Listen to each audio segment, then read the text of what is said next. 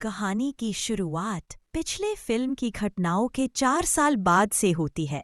नोआ अभी एयरपोर्ट पर है जहां से वह इबीजा जाने वाली है अपनी पुरानी दोस्त जेना और लायन की शादी में शामिल होने के लिए। फ्लाइट थोड़ी देर से है तो नोआ समय बिताने के लिए वहां के स्टोर्स में घूमने लगती है। तभी उसकी नज़र एक मैगजीन कवर पर जाती है जिसमें खबर होती है, निक ने लंदन की एक बड़ी कंपनी का टेकओवर कर लिया है।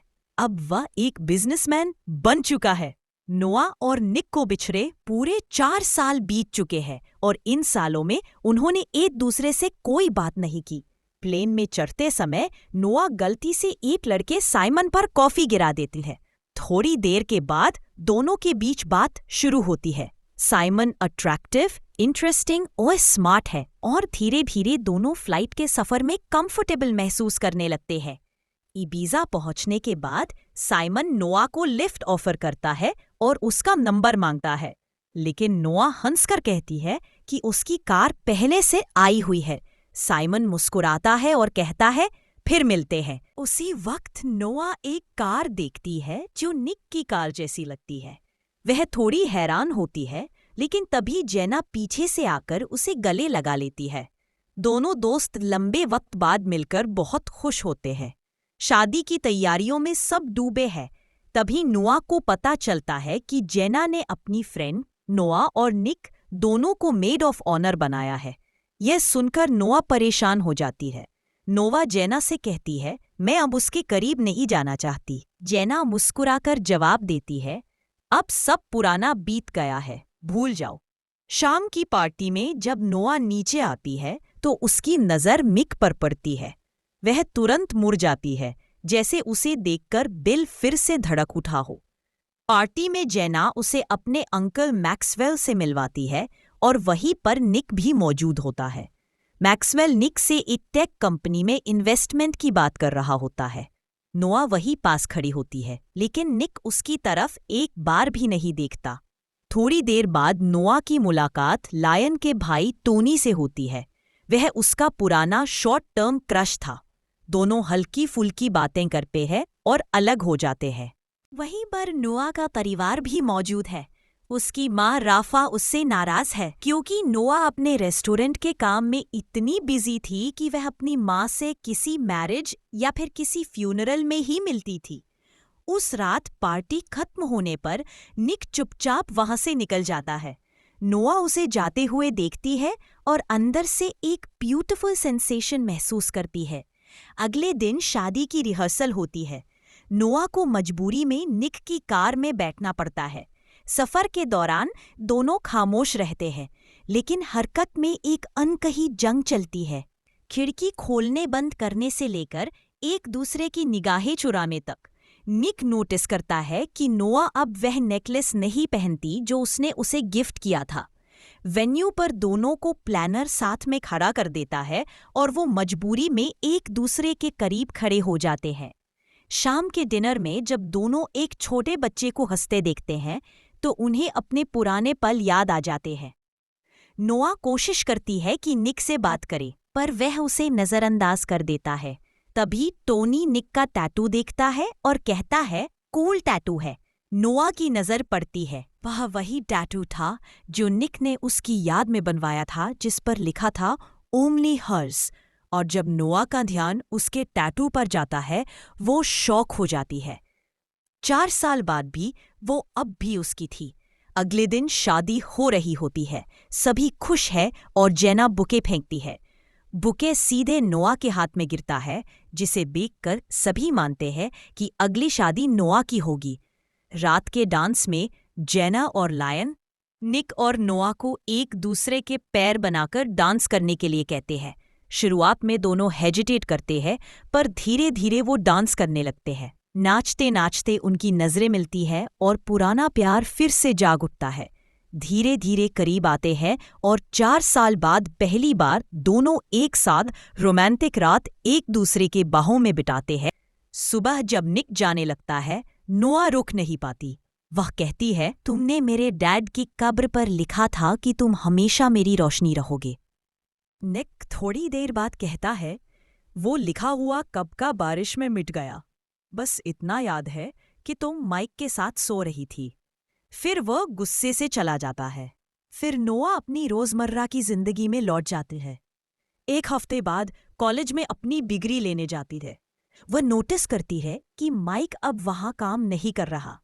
नोआ ने भी अपनी रेस्टोरेंट जॉब छोड़ दी थी और अब अपने भविष्य की योजना बना रही थी।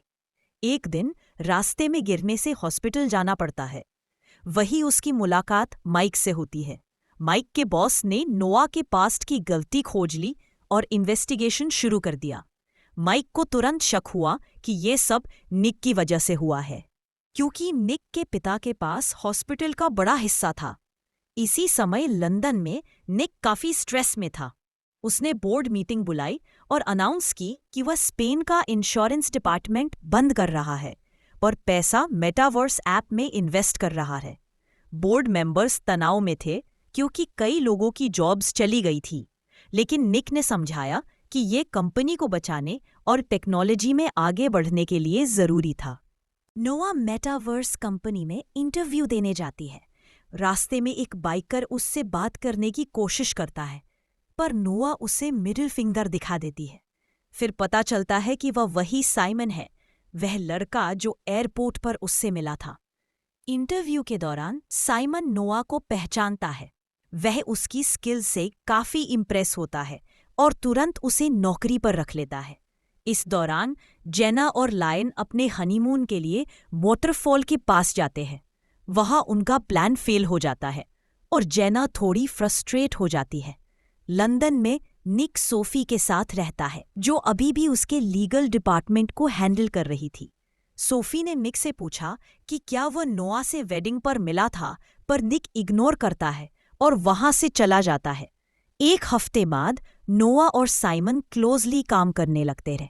साइमन बताता है कि वह इबीजा में इन्वेस्टर से मिलने जा रहा है और नोआ को प्रेजेंटेशन तैयार करनी होगी। इस बीच स्पेन से न्यूज आती है कि इंश्योरेंस शटडाउन की वजह से लोग नाराज हैं और कई लोग नौकरी खो चुके हैं। एक आदमी सैम ने विल की कार तोड़ दी और इधर बोर्ड मेंबर्स वार्निंग देते हैं कि मीडिया का ध्यान रखना जरूरी है। उनका ध्यान भटकाओ, इसलिए शाम को निक सोफी से एंगेजमेंट की बात करता है। वह कहता है अगर वे एंगेज हो जाएं तो दोनों को फायदा होगा, सोफी के पिता की चुनाव और अपने बिजनेस के लिए। सोफी पूछती है, पर तुम्हें इससे क्या फायदा होगा? निक बताता है कि उसे अपनी इमेज बदलनी है और सबका ध्यान डाइवर्ट करना है। एक हफ्ते बाद नोआ और साइमन साथ में समय बिताने लगे। साइमन ने नोआ को किस किया और दोनों ऑफिशियली डेटिंग शुरू कर देते हैं। अगले दिन साइमन ने ऑफिस में तैयारी शुरू कर दी क्योंकि इन्वेस्टर्स आ रहे थे। इन्वेस्टर निक था, जो अब कंपनी का नया इन्वेस्टर बन चुका था। निक और नोआ की नजरों के बीच एक कंफ्यूजन और ऑकवर्डनेस सा माहौल हो गया। निक ने नोआ से उसकी पढ़ाई के बारे में पूछा। नोआ ने बताया कि वह नौकरी करते करते अपनी पढ़ाई भी मैनेज कर सकती है। साइमन थोड़ा हैरान रह गया क्योंकि उसे पता नहीं था कि नोआ और निक सिबलिंग्स हैं। साइमन ने सभी को बताया कि प्रेजेंटेशन नोआ ने तैयार किया था और नोआ बहुत स्मार्ट है। निक और नोआ फिर से एक दूसरे को देखकर कंफ्यूज हो गए। इसके बाद निक वापस सोफी के पास गया और बताया कि कंपनी अभी कठिन स्थिति में है और उसे इस पर पूरा ध्यान देना पड़ेगा। सोफी अपने एंगेजमेंट से खुश थी, लेकिन समझ गई कि निक अब भी नोआ से प्यार करता है। वीकेंड में नोआ जेना से मिली और साइमन के बारे में बताती है। जेना नोआ को बताती है कि निक नोआ के लिए ज्यादा सही रहेगा। कुछ दिनों बाद नोआ ने न्यूज़पेपर में देखा कि सोफी और निक की एंगेजमेंट हो चुकी थी, जिसे देखकर वह काफी परेशान हो गई। अगले दिन नोआ को माइक दिखाई देता है। दोनों के बीच बातचीत होती है, लेकिन माइक गुस्से में कहता है कि उसके साथ सोकर उसकी जिंदगी बर्बाद हो गई और अब नोआ अपने भाई के साथ मिलकर उसकी लाइफ भी खराब कर रही है। माइक गुस्से में नोआ को यह सब बताकर वहां से चला जाता है। नोआ घर लौटती है तो अपनी माँ राफा को देखकर खुश होती है। फिर राफा नोआ से माफी मांगती है कि उसने पहले चीजों को सही तरीके से नहीं संभाला। नोआ कहती है कोई बात नहीं। तभी निक डेनी को लेकर आता है। विल और राफा डेनी से बात करने की कोशिश करते हैं। ये इग्नोर कर देती है। तभी वह नोआ को देखकर उसके पास भागकर चली जाती है। थोड़ी देर बाद निक और नोआ साथ बैठे होते हैं और नोआ फोन पर झूठी रोमांटिक बातें करके उसे जलाने की कोशिश करती है। अगले दिन निक ने ऑफिस में डेटिंग बैन की घोषणा की। कहा गया कि अगर कोई ऑफिस में डेट करेगा तो दोनों को निकाल दिया जाएगा। साइमन को यह नियम पसंद नहीं आया, लेकिन निक ने उसे अनप्रोफेशनल बताया और इमोशन कंट्रोल करने को कहा। रात में नोआ और साइमन घर पर थे, ड्रिंक्स लेते हुए। नोआ थोड़ी टेंशन में थी क्योंकि वह साइमन को नौकरी से निकालना नहीं चाहती थी। साइमन को निक से डर नहीं लगता था। दोनों फिर एक दूसरे के और करीब आ गए। अगले दिन नोआ और निक ऑफिस आए। निक ने कंपनी में कैमरे लगा दिए ताकि सब पर निगरानी रहे। नोआ निक के पास जाकर बताती है कि वो रिजाइन कर रही है। निक कहता है, तुम फिर से बच्चों जैसी बातें कर रही हो। नोआ कहती है कि अब वो पहले जैसी नहीं रही। निक फिर से उसे प्रवोक करने लगता है, जैसे पहली फिल्म में हुआ था। नोआ कहती है, तुम भी सोफी के साथ इंगेज हो और साथ में हो। निक थोड़ी गुस्से में कहता है, तुम मुझसे प्यार नहीं करती। नोआ जवाब देती है, अगर तुम मुझे माफ नहीं कर सकते तो मुझे छोड़ दो। फिर वह आगे बढ़ जाती है। कुछ हफ्तों बाद नोआ, निक और मैगी अपनी माँ मरिया से मिलते हैं। मरिया निक से कहती है कि वो मैगी की कस्टडी पूरी तरह विल को दे रही है। निक थोड़ा नाराज होता है क्योंकि मरिया मैगी को वैसे ही छोड़ रही है जैसे उसने पहले उसे छोड़ा था। फिर मरिया बताती है कि उसे ब्लड कैंसर है और वह यह बात छुपा रही थी। अपनी बीमारी की वजह से मरिया ने मैगी को अपने फैमिली के पास भेजने का फैसला किया। वह चाहती थी कि उसके मरने के बाद अपने भाई निक के पास सुरक्षित रहे। निक नाराज होता है, मैगी का ध्यान रखने के लिए तैयार हो जाता है। रात का दोनों घर पर रहते हैं और मैगी को सुला देते हैं। तभी निक नोआ को पकड़ लेता है और कहता, आज रात मैं अकेला नहीं रहना चाहता। नोआ कहती है कि ये गलत है, प्रॉब्लम बढ़ जाएगी। निक कहता, मुझे फर्क नहीं पड़ता। दोनों फिर से करीब आ जाते हैं। दोनों रात भर एक दूसरे को प्यार करते हैं। अगली सुबह निक उठता है और देखता है कि नोआ वहां नहीं है। मैगी बताती है कि नोआ ने बाय बोलकर चली गई है। नोआ हॉस्पिटल जाती है और डॉक्टर बताते हैं कि वो 4 महीने 16 हफ्ते की प्रेग्नेंट है। नोआ शॉक हो जाती है क्योंकि उसे इसकी जानकारी नहीं थी। माइक यह सब सुन लेता है और कंप्यूटर से नोआ की रिपोर्ट्स निकाल लेता है। नोआ जेना से मिलकर अपनी प्रेगनेंसी के बारे में बताती है, लेकिन जेना को निक से यह बात बताने से मना करती है। नोआ चाहती है कि निक परेशान ना हो, इसलिए वो चुप रहती है। जेना उसे उस रात अपने घर रुकने को कहती है। इवनिंग में सब लोग वहां से निकलते हैं। अगले दिन नोआ अपने माता पिता और मैगी को अलविदा कहती है। मैगी भी पहली बार विल को डैड कहकर पुकारती है। यह देखकर सब खुश होते रहे। निक भी सब कुछ देखकर खुश होता है और फिर से नोआ से प्यार करने लगता है। नेक्स्ट मॉर्निंग निक और सोफी बात कर रहे हैं। निक सोचता है कि वह अब सोफी से अलग हो सकता है। सोफी समझ जाती है कि निक अभी भी नोआ से प्यार करता है। सोफी कहती है कि निक को नोआ को माफ करना चाहिए और मनाना चाहिए। नोआ जेना और लायन के घर से जा रही होती है। निक वहां आता है और नोआ को मनाने लगता है। वह कहता है कि वह हमेशा उसके साथ रहना चाहता है। नोआ कहती है कि वह प्रेग्नेंट है। निक शॉक हो जाता है। नोआ वहां से जाती है, लेकिन निक कहता, अगर ये साइमन का बेबी भी है, मैं इसे अपना लूंगा। नोआ गुस्से में वहां से चली जाती है। फिर लायन निक को बताता है कि बेबी उसका ही है। निक समझ जाता है और नोआ के पीछे जाता है। रास्ते में वह पूछता, तुम कब से प्रेग्नेंट हो? नोआ बताती है 6 महीने से। निक समझ जाता है कि वह वेडिंग में ही प्रेग्नेंट हुई थी। निक खुश हो जाता है। नोआ कहती है, ये बेबी हम दोनों का है, पर हमें तुम्हारी जरूरत नहीं है। निक कार की स्पीड बढ़ाकर पास आता है, माफी मांगता है और प्यार का इजहार करता है। दोनों घर लौटते हैं और फिर करीब आ जाते हैं। तभी सैम आता है और निक को गोली मार देता है। सैम वहां से भाग जाता है। नोआ ने निक को संभाला। निक कहता है, ये मेरी गलती थी। नोआ कहती है, तुमने कुछ भी गलत नहीं किया। निक बेहोश हो जाता है। कुछ महीनों बाद निक होश में आता है। पूरा परिवार वहां होता है और निक खुश होता है। नोआ और विल बताते हैं कि वे 8 महीने से कोमा में था।